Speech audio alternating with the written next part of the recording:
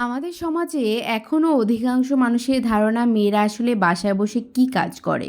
মেয়েদের সারাদিন আসলে বাসায় বসে কাজটা কি? আসলে তাদের উদ্দেশ্যে বলবো যে আসলে মেয়েদের কাজটা আপনারা আসলে বোঝেন। তারা আসলে সারাদিন কি করে? একটা রান্নাই কিন্তু শেষ কাজ না। সেই রান্নার পিছনের গল্পটা যদি খুঁজতে চান তাহলে দেখবেন অনেকগুলো কাজ জড়িয়ে থাকে।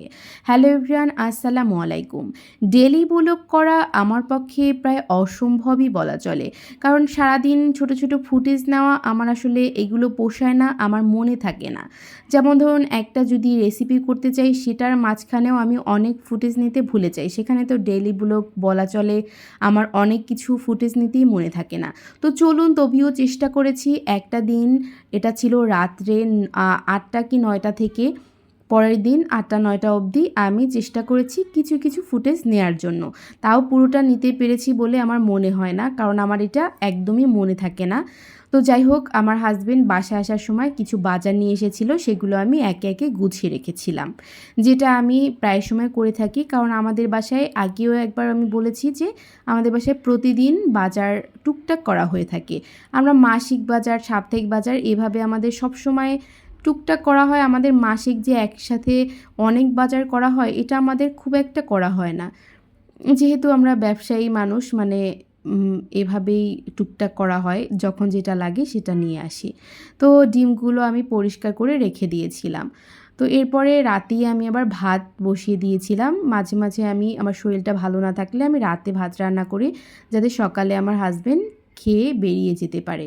কারণ সে সকালে নাস্তা করলেও হালকা সে খাবার খেয়ে বের হয়।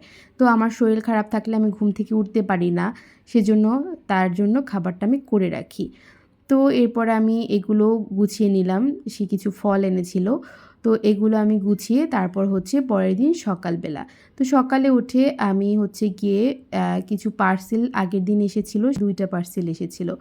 তো সকালে হচ্ছে গিয়ে আমার বাচ্চাদের জন্য কিছু খাবার দিয়েছিলাম। তো আমাদের বাচ্চা, আমার মানে 2টা বাচ্চা, আপনারা সবাই জানেন যে যমজ বেবি, এক ছেলে এক মেয়ে। ওরা মূলত 2জন একসাথে এসেছে বটে, কিন্তু খাবারের সিস্টেম তাদের প্রায় সময়ই 2জনের 2 রকম। কেন আমি জানি না। আমি মাঝে মাঝে রাগ করে বলি, তোরা 2জন একসাথে এসেছিস কিন্তু খাবার কেন আলাদা? মানে এই জন্য খুব রেগে যাই। একজন হচ্ছে গিয়ে পিনাট বাটার দিয়ে খাবে গিয়ে রুটি, আর একজন খাবে ডিম দিয়ে রুটি। তো এই তো একজনকে এটা দিয়ে দিলাম, আর একজনকে ডিম ভেজে তারপরে হচ্ছে সেটা মাঝখানে দিয়ে তারপর রুটি দিলাম। তো যাক, খেয়ে নিল। এরপর হচ্ছে ওর বাবার জন্য আবার জুস করে দিলাম, তার শরীরটা খারাপ সেজন্য তার জন্য জুস করে দিয়েছি। এগুলো আর কি টুকটাক যার যেরকম চাহিদা সেরকম করতে হয়। এগুলো আসলে সব কিছু যে ফুটেজ নেব এগুলো কি সম্ভব বলেন? অসম্ভব যে বলবো তাও আসলে ঠিক না, কারণ যারা করে তারা কিন্তু করতে পারে, এজন্য তাদের হয়তো ক্যামেরাম্যান থাকে। আমার বাসায় সেরকম হেল্প করার মতো কেউ নেই, যেহেতু আমার নিজে কি করতে হয়। তাই সব জায়গায় আমার এটা যে ফোন নিয়ে নিয়ে ঘুরবো এরকম সম্ভব হয় না। তো ফাঁকে আমি হচ্ছে গিয়ে একটু মাংস ভিজিয়ে রেখেছিলাম, আমি গরম পানি দিয়েছি। গরুর মাংস ছাড়তে একটু টাইম লাগে, তো ভাবলাম যে একটু তাড়াহুড়ো করে রান্না করে বাচ্চাদেরকে আবার 9টায় ক্লাস নিয়ে যাব, এর ভিতরে কি ছাড়বে? আমার উঠতে একটু দেরিও হয়ে গিয়েছিল। তো এখানে হচ্ছে ওর বাবার জন্য জুসটা করে দিলাম। আজকে একটু জুসটা ব্লেন্ডারে করেছি, একটু তিত করে রাখছিল। তো আমি সাধারণত আমার একটা জুস করার জন্য আলাদা একটা আছে, তো ওটাই করলে একদম পারফেক্ট হয়। তো আজকে একটু তিত করে রাখছিল, তারপরও খেয়ে নিলাম, যেহেতু ফ্রেশ জুস খেলে স্বাস্থ্যটা ভালো থাকবে। আমিও একটু আমার নাস্তাটা করে নিলাম। আবহাওয়ার যা অবস্থা সবারই কিন্তু শরীর স্বাস্থ্য খুবই খারাপ। তো আমিও পিনাট বাটার দিয়ে রুটি নিয়েছিলাম, আর একটু ফল নিয়েছিলাম, জুস নিয়েছিলাম। এখানে হচ্ছে গিয়ে হাতে মাখিয়ে খুব তাড়াহুড়ো করছিলাম।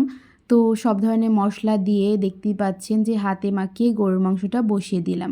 তো ওর বাবা বলছিল যে আজকে একটু পেঁপে দিয়ে গরুর মাংস করো।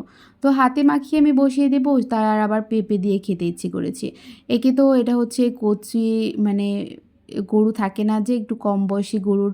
তো এটা এর আগেও একদিন রান্না করেছিলাম এই গরুর মাংসটা, তা দেখলাম যে খুব তাড়াতাড়ি সেদ্ধ হয়ে যায়। তারপরে আবার হচ্ছে গিয়ে পেঁপে দিয়ে রান্না করেছি, তো মাংসটা এত তাড়াতাড়ি সেদ্ধ হয়ে গিয়েছিল। তো যাই হোক, পেঁপে দিয়ে রান্না করলে এমনিতেই মাংসটা তাড়াতাড়ি সেদ্ধ হয়ে যায়। তো এই তো গরুর মাংসটা খেতে বেশ মজা হয়েছিল। তো এই গরুর মাংস রান্না করাটা শেষ, সকালে তাড়াহুড়ো করে রান্না করে গেলাম। তো বাসায় আসার পরে কি হলো, তাদের দুজনকে আবার 2টা ডিম পোচ করে দিলাম, তারা খেলো। এরপর আবার তাদেরকে ফল কেটে দিলাম। এগুলো আমার আসলে সারাদিন চলতেই থাকে, এগুলো আমার চলবে, এভাবে চলে আর কি। আমার আসলে কোনো কাজ নেই, আমি আসলে সারাদিন শুয়ে বসে থাকি, তেমন একটা কাজ বাজ নেই আমার। কী আর করব, তেমন কোনো কাজ আছে নাকি? সব তো হেল্পিং হ্যান্ডই করে, আমি আর কি করি। এদিকে আমার আবার এই জায়গায় ফার্নিচারের লোক এসেছে, ফার্নিচারগুলো সবগুলো হচ্ছে গিয়ে বার্নিশ করবে, সেজন্য লোক এসেছে। তো বোঝেন কাণ্ড, ঘরের যা অবস্থা, বার্নিশ করলে তো কি একটা গাম টাম লাগায় ওরা, ঘরের যা বিচ্ছিরি অবস্থা হয়, রং টং পড়ে যা অবস্থা। তো এইগুলো চলতেছে, আমি আমার কাজ করতেছি, আমার হেল্পিং হ্যান্ড এসে চলে গেছে। তারপর দুপুরের খাওয়া দাওয়া শেষ করলাম। এরপরে হচ্ছে একটু মানে বিকেলও না সন্ধ্যাও না, মাঝামাঝি অবস্থায় আমি আবার একটু আমড়া বানিয়ে নিলাম। সবার যেহেতু শরীর স্বাস্থ্য খারাপ, ভিটামিন সি খেলে ভালো লাগবে। সন্ধ্যায় পুরি বানিয়েছিলাম, সবাই পুরি খেলো। তারপরে এটা হচ্ছে রাত্র 8:30টার ভিডিও। তো তখন আমার মনে হলো যে সব কিছু মানে তখন 8:30 বাজে, আমার কাপড় চোপড় সব গুছিয়ে আলমারিতে উঠাতে 8:30 বেজে গেছে। তারপরে আমি এই যে জানালা পরিষ্কার করেছি, পর্দা নামিয়েছি, মানে সব ঝাড়পোছ করে বিছানা টিছানা সব এলোমেলো করে বিছানা গুছিয়ে তারপর শুতে যাব, এগুলো সব পরিষ্কার করব।